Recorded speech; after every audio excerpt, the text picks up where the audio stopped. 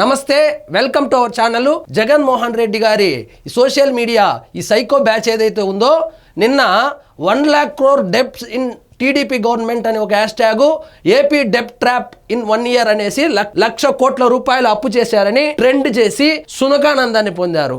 14 లక్షల కోట్ల రూపాయలు అప్పుల భారం పెట్టేసి పోయినటువంటి జగన్మోహన్ రెడ్డి గారు అప్పుల గురించి మాట్లాడుతా అంటే అప్పారావే అప్పుల గురించి మాట్లాడుతున్నట్లు ఉంది. 1,00,000 కోట్లు అని చెప్పి పోస్టర్లు కొట్టించి సోషల్ మీడియాలో ట్రెండ్ చేస్తున్నారు. వాస్తవంగా ఏపీ గవర్నమెంట్ ఇప్పటి వరకు చేసినటువంటి అప్పులు 44,000 కోట్ల రూపాయలు మాత్రమే. ఆ 44,000 కోట్ల రూపాయలు కూడా సంక్షేమానికి మరియు నువ్వు పెట్టేసిపోయినటువంటి అప్పులకు వడ్డీ కట్టేదానికి సరిపోతా అంటే, అసలు నువ్వు చేసిపోయినటువంటి అప్పుల కుప్పకు బ్యాంక్ కాడికి వెళ్ళిపోయినా ముఖం మీద ఉమ్ముతా ఉన్నారు జగన్మోహన్ రెడ్డి గారు. ఆంధ్రాకు మేము అప్పులు, ఆయన ఆల్రెడీ 14 లక్షల కోట్లు చేసిపోయినాడు, ముందు అది కట్టండి అని చెప్తున్నారు జగన్మోహన్ రెడ్డి గారు. ముందు మీది కడుక్కోండి. ఈ సోషల్ మీడియా సైకో బ్యాచ్ ని మళ్ళా యాక్టివేట్ చేశారు. ఖచ్చితంగా ఈ ఫేక్ న్యూస్ స్ప్రెడ్ చేస్తున్న వాళ్ళ మీద సైబర్ క్రైమ్ లో కూటమి కార్యకర్తలు కేసులు పెట్టించి ఖచ్చితంగా ఇంకొకసారి తొక్కితే గానీ వీళ్ళకు బుద్ధి రాదు.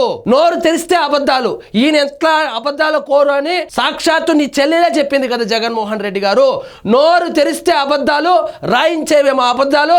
వీటిని స్ప్రెడ్ చేయడానికి అక్రమ సంపాదనతో పెట్టుకున్నటువంటి ఒక న్యూస్ ఛానల్, ఒక సాక్షి పేపరు, దానికి సాలదన్నట్లు ఈ 5 రూపాయల పేటిఎం బ్యాచ్. కాబట్టి ఖచ్చితంగా కూటమి నాయకులు వీళ్ళ మీద చర్యలు తీసుకోకపోతే వీళ్ళు రోజుకు ఒక ఫేక్ న్యూస్ తో వచ్చి కూటమి ప్రభుత్వాన్ని భ్రష్టు పట్టిస్తారు సోషల్ మీడియాలో. లేదా ఇవన్నీ చేపిస్తా ఉన్నటువంటి జగన్మోహన్ రెడ్డినే లోపలేసేస్తే ఆంధ్రప్రదేశ్ కు పట్టినటువంటి దరిద్రం వదిలిపోతుంది. అప్పుల గురించి జగన్మోహన్ రెడ్డి గారు మీరు మాట్లాడుతూ ఉంటే, అప్పుల గురించి సాక్షిలో రాయిస్తా ఉంటే, అప్పుల గురించి ఈ విధంగా హ్యాష్ ట్యాగులు పెట్టి ఫాల్స్ న్యూస్ పెట్టిస్తా ఉంటే నవ్వుతా ఉన్నారు జగన్మోహన్ రెడ్డి గారు. నువ్వే అప్పారావు, నువ్వు దయచేసి అప్పుల గురించి ఎంత తక్కువ మాట్లాడుకుంటే అంత మంచిది. వాస్తవంగా ఈ టాపిక్ ఎప్పుడు వచ్చినా ఆ 14 లక్షల కోట్ల రూపాయలు గుర్తొస్తుంది. మళ్ళా నువ్వు ఈసారి ఆ 11 సీట్లు కూడా రాదు. కాబట్టి అప్పుల గురించి ఎంత ప్రస్తావన తక్కువగా చేస్తే మీకే అంత మంచిది. అప్పు అనగానే మీరే గుర్తుకొస్తారు 14 లక్షల కోట్లని. దానికి వడ్డీ కట్టలేక కొత్త అప్పులు దొరక్క కూటమి ప్రభుత్వం సతమతం అవుతుంటే మళ్ళా ఈ మధ్యలో ఈ సైకో బ్యాచ్ ట్రోలింగ్ ఒకటి. కాబట్టి ఇప్పటి వరకు ఆంధ్రప్రదేశ్ అధికారికంగా చేసినటువంటి అప్పులు 44,000 కోట్ల రూపాయలు మాత్రమే.